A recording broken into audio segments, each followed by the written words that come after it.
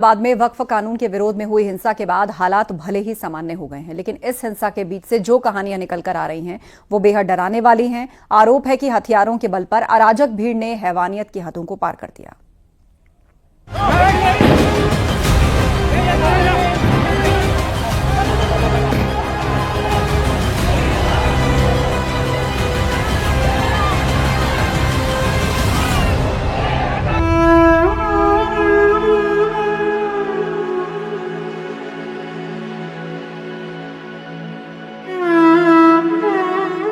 मुर्शिदाबाद की दिल दहला देने वाली कहानी।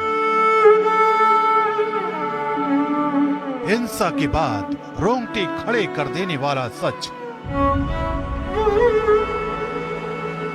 अराजक भीड़ का सामना करने वालों की गवाही।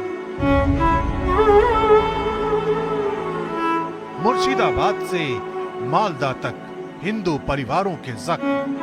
अपने घर से दर बदर हुए ये परिवार उस हिंसा का सामना करके आए हैं जिसे देखकर, सुनकर और उसकी कहानियां बयां करके ये सहम उठते हैं।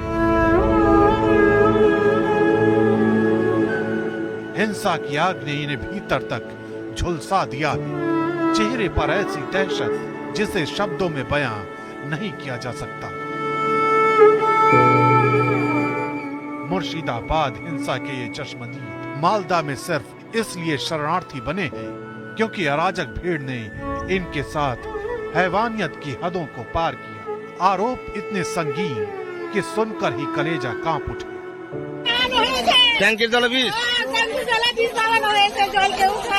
আজকে দিয়েছে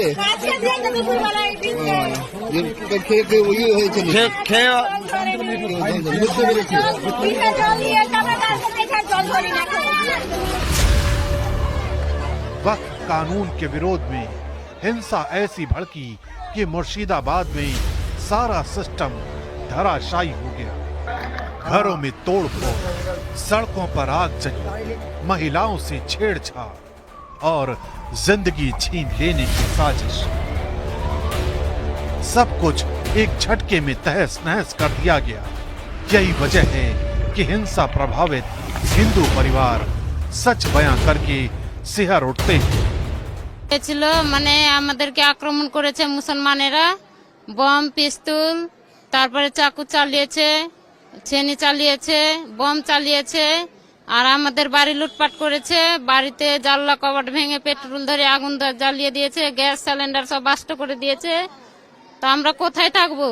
তার জন্য আমাদের এই পার থেকে গেলছে সেমিন পুলিশেরা নৌকা নিয়ে আমাদের ঘাটের সামনে, তার জন্য ওরাই নিয়ে এসছে, বাচ্চা কুচ্চা নিয়ে এসছি। मुर्शिदाबाद को आग में झोंकने वाले उपद्रवियों का तांडव सिर्फ हिंदुओं तक ही सीमित नहीं है। उपद्रवियों ने पेट्रोल बम मारकर बीएसएफ के जवानों को भी जिंदा जलाने की नाकाम कोशिश की। मुर्शिदाबाद में हुई हिंसा को लेकर तमाम सवाल उठ रहे हैं। दावा किया जा रहा है कि मुर्शिदाबाद में उपद्रवियों ने केवल हिंदुओं को निशाना नहीं बनाया, बल्कि बीएसएफ के जवानों पर भी पेट्रोल बम फेंका।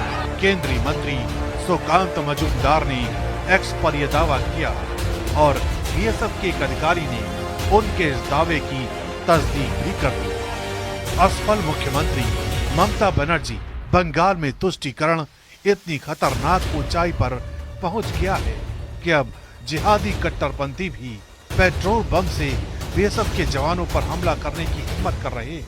ये सिर्फ अराजकता नहीं है, ये दिन दहाड़े देशद्रोह है।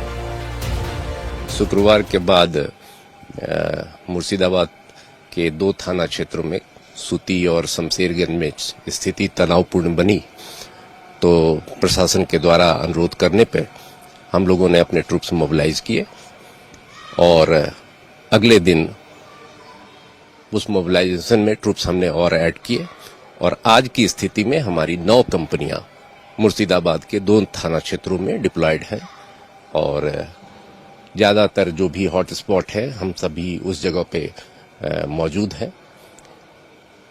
पुलिस और प्रशासन के साथ पूरा सामंजस्य और तालमेल के साथ हम काम कर रहे हैं। फिलहाल मुर्शिदाबाद संगीनों के साए में है। चप्पे चप्पे पर पुलिस प्रशासन का पहरा है। लेकिन सवाल एक बार फिर पश्चिम बंगाल की कानून व्यवस्था को लेकर